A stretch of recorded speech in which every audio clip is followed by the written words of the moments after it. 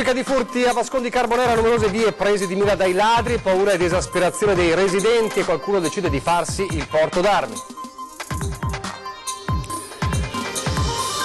Ladri in azione anche a San Biagio di Callalta, le lacrime della proprietaria dell'abitazione razziata hanno portato via i ricordi di mia mamma morta. Usano i contrassegni di disabili per trovare parcheggio in centro, 2 insospettabili multati a Treviso dalla polizia locale. Elezioni amministrative a Vittorio Veneto, principale comune della Marca chiamato alle urne, Lega e Forza Italia uniti con il candidato del Carroccio Miatto per riconquistare la città. A Ponzano invece centrodestra spaccato e una situazione singolare, a correre come rivali sono Antonello Baseggio e Giorgio Granello, 5 anni fa facevano parte l'uno dello schieramento dell'altro. Costa meno e reca minor danno, Casugara sta meditando di utilizzare i droni per disinfestare dalle erbacce le cinquecentesche mura di Treviso. A Maserata un compleanno speciale, quello di una nonna sprint come Amedea Berto che oggi compie 104 anni e si rivolge alle nuove generazioni con un consiglio speciale. Spettatori di Antena 3, buonasera, ben trovati, l'edizione trevigiana dei nostri telegiornali, dunque la sicurezza in primo piano e è proprio la fine della settimana che ha visto la riforma della legittima difesa trovare il sì della Camera. C'è qualcuno a Vascon di Carbonera che sta pensando di armarsi, un intero quartiere in balia dei ladri, negli ultimi giorni una raffica di furti in abitazione messi a segno. Un paio di orologi, 2 catenine in oro. Porta via l'oro chi vede poco di oro. L'abbaiare dei cani dietro i recinti è assordante, ma nulla ha potuto contro le incursioni dei ladri. Un vero e proprio raid. Via Diaz, via Alemagna, via Altinate. Diverse le abitazioni violate nei giorni scorsi a Vascon di Carbonera. Colpi messi a segno all'imbrunire, poco prima di rincasare o approfittando di un'uscita dei proprietari, anche sotto il naso dei vicini. Io ero qua sentato in cucina e lui io pagavo il balcone, quello qua. E dopo io andai su una famiglia qua da Trio. Dalle 6 alle 8, 9. Corriva l'imbrunire, ti cominci a serrare tutte le porte, tutto quanto stasera. Era uno fino a telefonare, a me c'è una cara che sono io è andato via. E io ascolto il Dio. L'ha visto proprio? A me non era, lo avevo visto. I ladri studiano le abitudini delle loro vittime e i residenti sono sempre sul chi va là, ma non basta. In queste abitazioni i delinquenti sono entrati dal cancello posteriore ed hanno scassinato un infisso. L'incremento dei furti preoccupa i residenti. Adesso è un periodo che sono più frequenti. Hanno passato quasi tutte le case qua vicino, per cui siamo davvero come in prigione perché non si sa come difendersi, insomma. Ci vorrebbe secondo me un intervento più energico delle forze dell'ordine e della sorveglianza, insomma. Però è anche vero che non è possibile avere una pattuglia ogni casa. La casa di questo signore, ad esempio, è già stata presa di mira 3 volte. Forse serve un impianto d'allarme, dice sconfortato, o forse servono misure più forti. E alle sue orecchie la nuova legge sulla legittima difesa suona così. Io sto prendendo seriamente in considerazione di avere qualche cosa per difendermi, perché se per caso ci capita che arrivano di notte, siamo qui io e mia moglie e cosa facciamo? Quando uno varca il cancello di una proprietà privata senza suonare il campanello è giusto che abbia dei rischi anche seri. Difendersi dunque, senza paura e anche, se serve, rispolverando metodi più tradizionali. La Carbonera a San Biagio di Callalta, anche qui ladri in azione nella frazione di Cavrie e ai nostri microfoni le lacrime della padrona di casa che dice hanno rubato gli orecchini della mia mamma, che non c'è più. Tristezza, la demoralizzazione che non ti senti più sicura a casa tua e vivi rinchiusa dentro. A parlare l'ennesima vittima dei ladri. La donna ai nostri microfoni vive con il compagno in una villetta a Cavrie. È stata lei per prima a scoprire il furto. Quando rientrata a casa intorno alle 20 si è resa conto che qualcosa non andava nell'atteggiamento del suo cane. Il cane era agitato, voleva assolutamente entrare, io ho un cane grande, non lo faccio mai entrare in casa, però mi spingeva per entrare in casa. Contemporaneamente un vicino le avverte che l'allarme era pochi minuti prima entrato in funzione. A quel punto la proprietaria di casa chiede all'uomo di entrare con lei nell'abitazione e quando arrivano nella camera da letto vedono tutto sottosopra. Le altre stanze invece non sono state toccate. Facile a quel punto ricostruire la dinamica. I banditi passati dai campi hanno scavalcato la recinzione, ma alla vista del cane hanno pensato bene di evitarlo salendo sulla tettoia. Da qui hanno raggiunto la finestra al primo piano. Dopo aver scardinato il balcone sono entrati in camera nonostante fosse scattato il sistema di allarme. La casa era tutta chiusa, allarme inserito e se ne sono proprio disinteressati dell'allarme, cioè l'allarme suonava e loro hanno fatto lo stesso. Un'azione rapida durata appena 9 minuti, il tempo però per afferrare il cofanetto che conteneva alcuni gioielli. Gli affetti sono riusciti a portarli via ed è quello che dà più fastidio. Ecco. Hanno rubato l'oro, i ricordi, la collanina del battesimo, gli orecchini di mia mamma, regali, affetti. La mamma che non c'è più?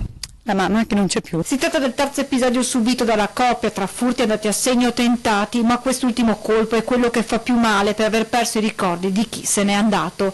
Poi i banditi sono fuggiti, disturbati forse dall'arrivo della padrona di casa. Sono arrivata 5 minuti dopo che l'allarme è suonato, quindi sicuramente non so se erano appena usciti, se mi hanno visto arrivare con l'auto, però sì, può essere che hanno sentito che io aprivo la porta e loro sono scappati. Per fortuna non me li sono trovati davanti. Dalla sicurezza invece al furbetti del pass disabili, purtroppo altri episodi di questo tipo in centro a Treviso, 2 pizzicati e multati dalla polizia locale. Troppa fatica a cercare un parcheggio in centro e allora perché non approfittare del trucchetto? Detto fatto e ancora una volta va in scena uno dei malcostumi più spregevoli, utilizzare un contrassegno per disabili allo scopo di sostare in tranquillità e comodità, togliendo il posto a chi davvero ne ha bisogno e, peggio ancora, usando il pass di veri disabili ignari della faccenda, come nel caso della vettura di un noto professionista di Treviso, sul parabrezza il permesso intestato a un conoscente che non sapeva nulla, oppure come nel caso del dipendente di una società con sede nei pressi della stazione degli autobus, che per evitare la fatica di cercare uno stallo libero in zona stazione e utilizzare i parcheggi a pagamento, ha utilizzato il contrassegno disabili del padre e ha parcheggiato la sua auto sotto il cavalcavia di Viale Fratelli Bandiera, mentre il papà si trovava a casa a pranzare. 2 furbetti pizzicati dalla polizia locale per i quali sono scattati 87 euro di multa, la rimozione del veicolo e la decurtazione di 2 punti dalla patente. Ed ora la decisione del giudice che sta facendo discutere in queste ore se l'ex moglie è una scansafatica e non ha il diritto all'assegno di mantenimento. La motivazione che ha spinto un giudice di Treviso a negare 1.900 euro al mese che una donna voleva come assegno divorzile, ma anche a far interrompere la corresponsione di 1.100 euro che da oltre un anno riceveva dal suo ex marito. Per il collegio del Tribunale di Treviso, presieduto peraltro da una donna, il divario economico tra i due è effettivamente rilevante, ma a concorrere vi sarebbe anche l'inerzia dimostrata dalla donna nel cercare una occupazione in più. Secondo i giudici non vi sarebbe stato alcun apprezzabile sacrificio della signora durante la vita coniugale che abbia contribuito alla formazione o all'aumento del patrimonio e non esisterebbe prova che sia stata condivisa anche la decisione della signora di dimettersi dalle attività lavorative. Alla donna, 35enne, viene imputata una inerzia colpevole nel reperire una occupazione e per questo è scattata questa decisione che sta facendo discutere la giurisprudenza. Adesso invece il tema sempre caldo delle vaccinazioni obbligatorie, perché scade domani il termine ultimo per le famiglie per adeguarsi alla normativa e sono 600 nella Marche i bambini non ancora in regola. Sta per suonare l'ultima campanella per le famiglie i cui figli non sono ancora in regola con le vaccinazioni. Scattano infatti il 10 marzo le autocertificazioni presentate dai genitori che attestavano la situazione vaccinale dei piccoli o documentavano l'avvenuta prenotazione dell'appuntamento per iniziare o completare l'iter. Entro l'11 marzo, anche se assicurano dalla FISM non saremo così rigidi ma daremo qualche giorno in più, le famiglie dovranno presentare il certificato vaccinale in caso siano in regola o altrimenti la prenotazione con le date delle sedute vaccinali. Chi non provvederà entro i termini previsti rischia una sospensione dei figli da scuola. Questi bambini sono quelli che non hanno ancora cominciato a fare le vaccinazioni e che non hanno neanche nessun appuntamento. Sono circa 600 per le classi di età appunto dal 2013 in poi. Ci sono poi quei genitori che hanno presentato documenti che esonerano i figli dall'obbligo vaccinale o rimandano le vaccinazioni per una non idoneità temporanea. Sarà in questi casi che le scuole invieranno i dati all'ULSS per un'ulteriore verifica. Sarà nostro dovere aiutare le scuole che ce lo richiedano a controllare se queste informazioni, questa documentazione che è stata data dai genitori dei bambini è plausibile e quindi rende posticipato l'ingresso nel ciclo vaccinale. Nel caso non venga presentata alcuna documentazione, la normativa è ben chiara. Nel caso in cui i genitori non consegnino nulla per il 10, 11 o 12, ecco, questa è la scadenza delle autocertificazioni, oppure non consegnino nulla in seguito alle verifiche dell'ASL dove i bambini risultino non in regola, a quel punto bisognerà provvedere con un provvedimento di sospensione della frequenza. I bambini saranno riammessi solo quando i genitori presenteranno la documentazione richiesta. Uffici scolastici dell'ULSS al lavoro per verificare la validità dei certificati presentati in caso di mancata vaccinazione. Deve essere fatta dal pediatra di libera scelta del bambino. Ci sono anche giustificazioni non mediche che impediscono al genitore di portare il bambino a vaccinarsi. Non siamo così cattivi, però chiaramente non è che possiamo continuare ad accettare palesi scuse per rinviare la vaccinazione. Già nei mesi scorsi c'è stata la sospensione di un paio di bambini nella Marca Trevigiana i cui genitori non avevano presentato a settembre nemmeno le autocertificazioni. Stando ai dati della FISM in Veneto sono una trentina le famiglie che hanno già annunciato la volontà di ritirare da nidi e scuole materne i propri figli, altrettante quelle ancora indecise sul da farsi. Lo zoccolo duro dei Novax concentrato tra Alta Padovana e Pedemontana, Vicentina e Trevigiana. Adesso apriamo la pagina dedicata alle elezioni amministrative di fine maggio. Presentato a Vittorio Veneto, il principale comune della Marca chiamato alle urne, il candidato del centrodestra Miato, un centrodestra che ribadisce la volontà, dove possibile, di presentarsi unito.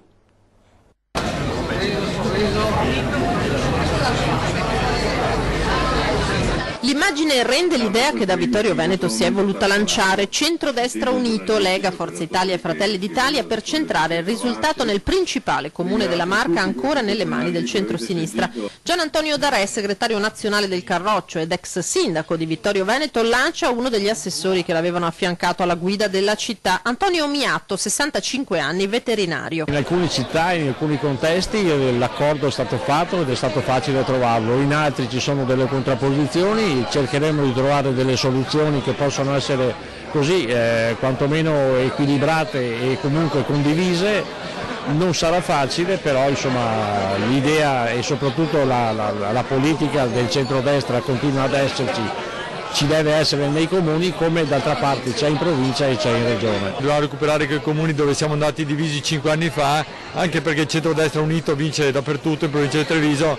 Cerchiamo di adottare questa formula anche perché insomma ci conosciamo da anni, siamo tutti amici, tanto vale correre assieme. Per sostenere Miatto la Lega schiera i suoi amministratori più di successo, ma malgrado il vento nazionale rimanga favorevole, la formula per raccogliere consensi, dice Stefano Marcon, sindaco di Castelfranco e presidente della provincia, rimane sempre quella, andare a suonare tutti i campanelli. Bisogna andare, vecchio sistema, pancia a terra, suonarli tutti quanti e convincerli della bontà del progetto. La squadra è praticamente già costruita. Ho cercato di assumere gran competenze e gran rappresentatività, è il massimo che si può fare per un comune, un'amministrazione comunale. Miatto ha già in mente le sue priorità. In testa ci sarebbe il lavoro.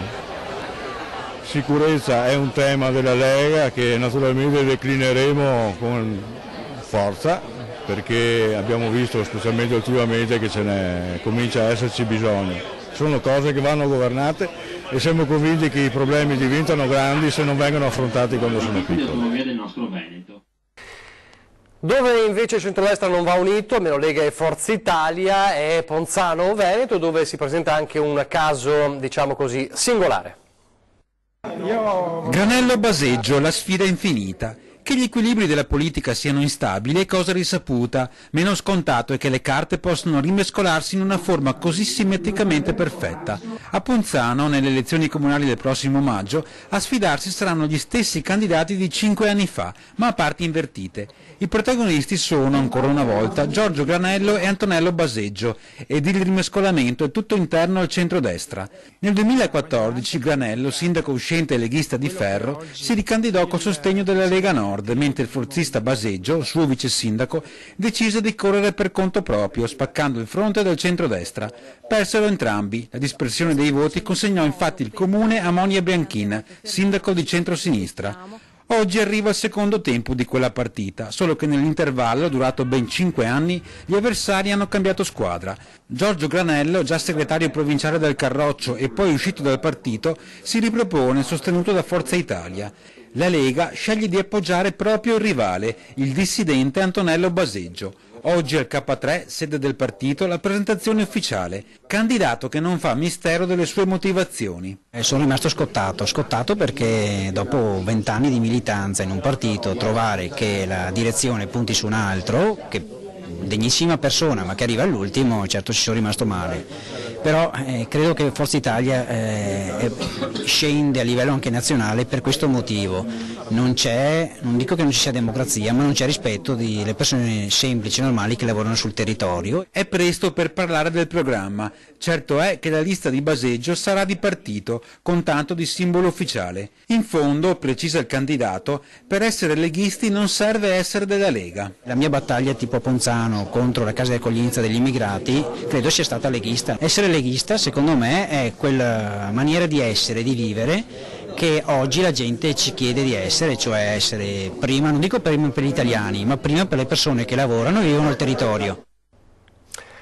A Carbonera invece si presenta tra gli altri anche il sindaco uscente Mattiuzzo.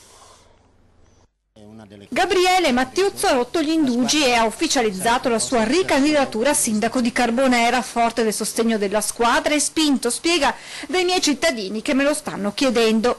Obiettivo in caso di rielezione completare quanto iniziato in questi 5 anni. Noi abbiamo realizzato una scuola che è veramente straordinaria, abbiamo un secondo stralcio di questo polo scolastico che va ultimato e che abbiamo già comunque pianificato. Abbiamo naturalmente progetti che riguardano l'illuminazione pubblica, il verde pubblico, perché comunque sappiamo che ci sono esigenze da parte dei cittadini su questi versanti. Ad appoggiarlo impegno civico Carbonera, una lista, spiega Mattiuzzo, senza condizionamenti di partito. Ad affiancarlo una squadra che dice sarà rinnovata e composta da persone che hanno voglia di essere attive nella vita del proprio comune. Quando io trovo delle persone che hanno aderito, insomma, e hanno condiviso con me questo percorso, che mi dicono io voglio dare testimonianza ai miei figli, cosa si può chiedere di più? Voglio essere, aggiunge Mattiuzzo, un sindaco che cammina a fianco dei suoi cittadini. Una delle parole che io ho sempre sottolineato anche nel mio primo mandato è stato il termine, la parola prossimità, perché prossimità per me significa veramente essere vicini ai cittadini, essere disponibili, e questo appunto è stato anche un mio impegno nella scelta di fare il sindaco a tempo pieno, che rinnova anche per i prossimi 5 anni. In tal senso il sindaco uscente spiega di essere pronto ad ascoltare idee e proposte che arriveranno dai suoi concittadini anche negli incontri organizzati nelle prossime settimane, suggerimenti che aiuteranno a formare il programma elettorale. Pochi istanti di pubblicità, poi ancora il telegiornale di Treviso.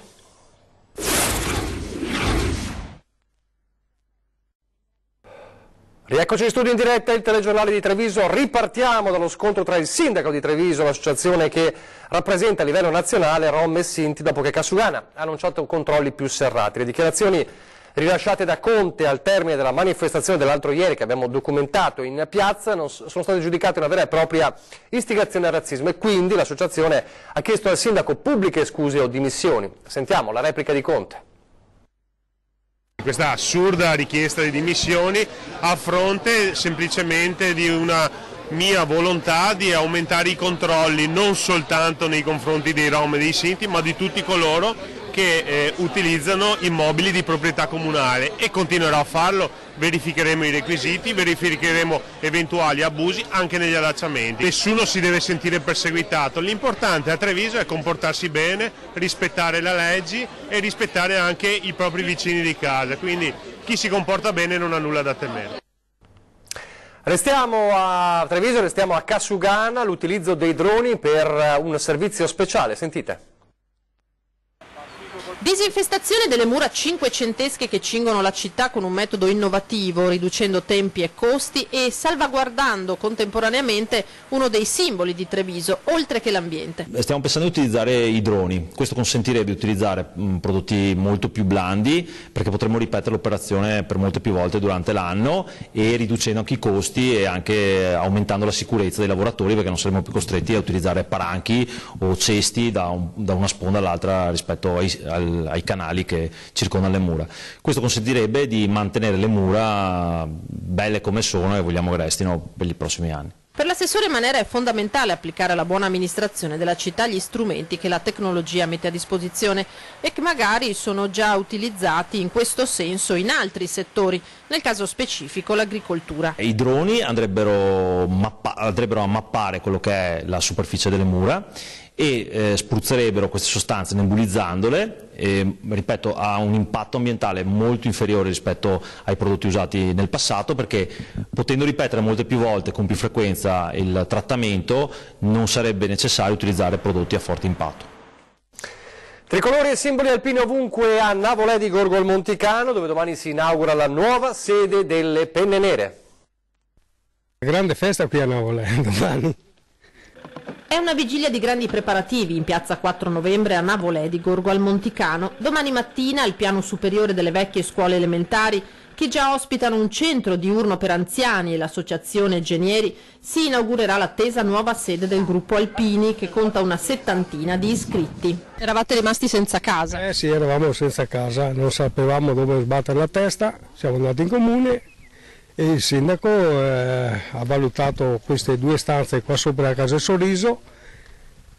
Noi abbiamo guardato e abbiamo accettato la loro proposta, abbiamo lavorato tante ore di lavoro e finalmente siamo riusciti a realizzare praticamente il nostro sogno. Abbiamo trovato questa soluzione, io l'unica cosa che potevo dare era questa stanza e l'hanno accettata e hanno fatto delle migliorie al fabbricato, hanno ripassato il tetto, rasato le pareti, ripitturato, rifatto i cancelli, la rete attorno, insomma hanno lavorato veramente bene.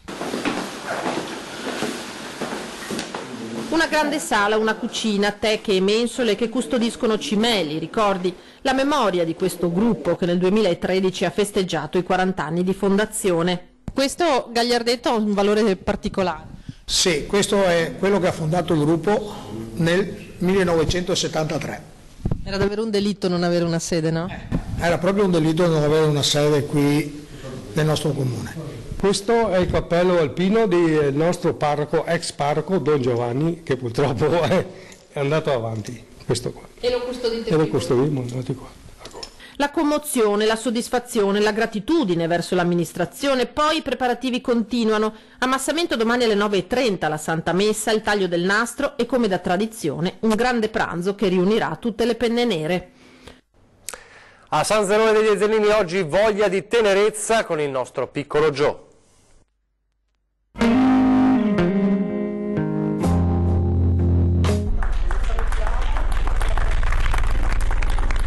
Come annunciato, il piccolo Gio è arrivato a Villa Rubelli a San Zenone, dove in occasione della 2 giorni della mostra Donne in Arte sono in vendita i famosi biscotti intitolati al nostro cucciolo di guerriero.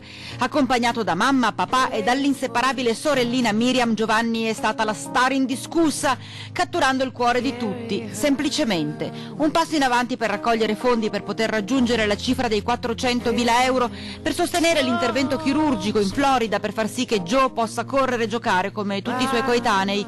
A oggi superata quota 180.000 euro. Tanta la commozione di mamma Erika. Ho trovato una nuova famiglia qua con voi, con tutti quanti, con tutta la zona di Bassano e provincia, ecco. Per quale motivo? Perché ci avete accolto e avete accolto la nostra causa con un calore immenso per noi e non ce l'aspettavamo. È stata veramente una cosa improvvisa e soprattutto inaspettata, però io mi sveglio anche alla notte pensando ma quante persone ci vogliono bene. I biscotti di Joe sono qui a San Zenone. A quanto siamo arrivati? Quanti biscotti sono stati fatti ad oggi? Ad oggi siamo arrivati a 3 tonnellate di biscotti.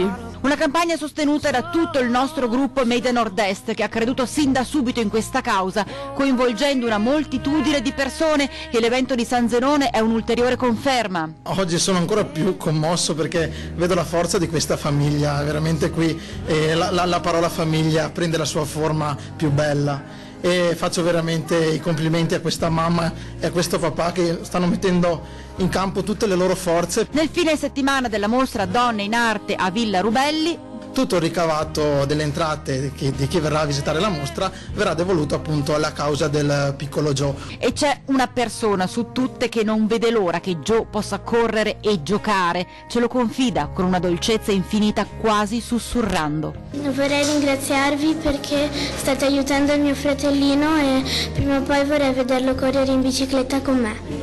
Per giocare assieme e fare i matti in bicicletta assieme? Sì, e anche far impazzire la mamma.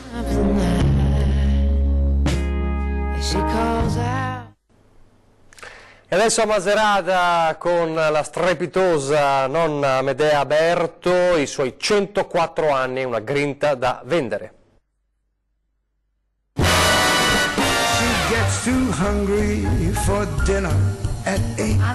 L'avevamo incontrata un anno fa in occasione dei suoi 103 anni e la ritroviamo più arzilla e allegra che mai oggi per festeggiare il traguardo dei 104 anni. Appena entriamo in casa ci regala una delle sue battute. Io non ho mai visto nessuno a 104 anni, allora mi guardo io. Ci sono i documenti a confermare l'età, perché parlando con Amedea Berto si fatica a credere che abbia ampiamente superato il secolo di vita, come dice anche la figlia Flora. Tu non sei tutta umana, allora noi pensiamo che sei una parte umana, un po' robottina e un po' bionica. L'energia infatti è quella di sempre, nonostante l'incidente di 2 giorni fa che le ha provocato una ferita e qualche livido al volto. Un colpo di sonno? Ed è caduta! Sono andata per terra e ho ricevuto, ma insomma sono in via di guarigione. La signora Medea continua a vivere sola al piano terra di un'abitazione in cui abita anche la figlia. Ogni mattina sveglia alle 6. Cosa faccio a letto? Vengo su, comincio a fare i miei mestieri, adagio perché non sono più veloce come una volta. Qui a Macerata è un via vai di amici e familiari che arrivano per fare gli auguri a nonna Medea e per portarle un mazzo di fiori, un regalo. Tra questi anche uno arrivato dalla Svizzera, dove la signora Berta ha vissuto da ragazza per 11 anni. La lettera di una sua cara amica e la medaglia con il Monte Cervino, i cui pendii guardano le sue 2 patrie, l'Italia e la Svizzera, dove Amedea ha lasciato una parte del suo cuore. Quando è scoppiata la guerra se n'è andata per tornare nella Marca, nonostante il governo svizzero avesse annunciato di essere neutrale durante il conflitto. Alla fine lasciamo Amedea ai festeggiamenti insieme ai suoi 3 figli, 8 nipoti e 13 pronipoti, ma prima di congedarci dal lato dei suoi 104 anni manda un messaggio ai giovani d'oggi. Prendete la vita come viene, ma non fate mai del male, perché io se ho potuto fare del bene l'ho sempre fatto, ma del male non l'ho mai fatto. Seguitemi, che arrivate che voi a 104 anni.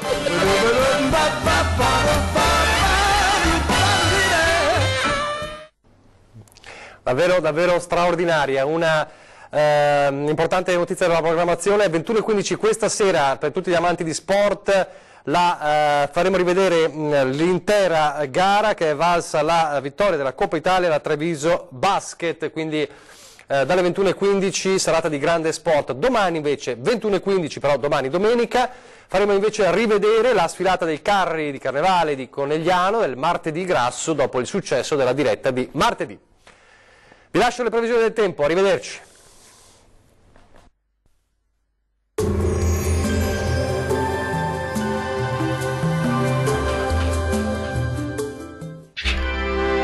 Tremonti, attrezzature e materiale per saldatura professionale a Montebelluna. Ben ritrovati al meteo. La seconda domenica di marzo si conferma all'insegna del sole e di un clima primaverile, ma vediamo il dettaglio. Sul Veneto sarà soleggiato ovunque, vedete il cielo sarà poco nuvoloso su tutti i settori, ma l'alta pressione in questo periodo dell'anno è sinonimo anche di nebbie, infatti qualche foschia potrà presentarsi sulle pianure, specie al mattino. Temperature minime tra 2 e 7 gradi, massime invece comprese tra 11 e 17 gradi circa. Spostiamoci ora sul Friuli Venezia Giulia. Anche qui prevalgono condizioni di tempo soleggiato, salvo per una maggiore nuvolosità sui settori alpini, dove non si esclude anche qualche precipitazione, in genere di debole intensità. Temperature minime tra 7 e 10 gradi, massime invece in lieve calo tra 12 e 13 gradi. Uno sguardo infine al Trentino Alto Adige. Anche qui avremo condizioni di bel tempo con ampio soleggiamento ovunque. Entro la serata tuttavia potrebbero verificarsi le prime piogge sui settori settentrionali della regione. Temperature minime tra 2 e 3 gradi, massime invece intorno ai 15 gradi. Dal meteo di Antenna 3 per ora è tutto. Arrivederci al prossimo aggiornamento.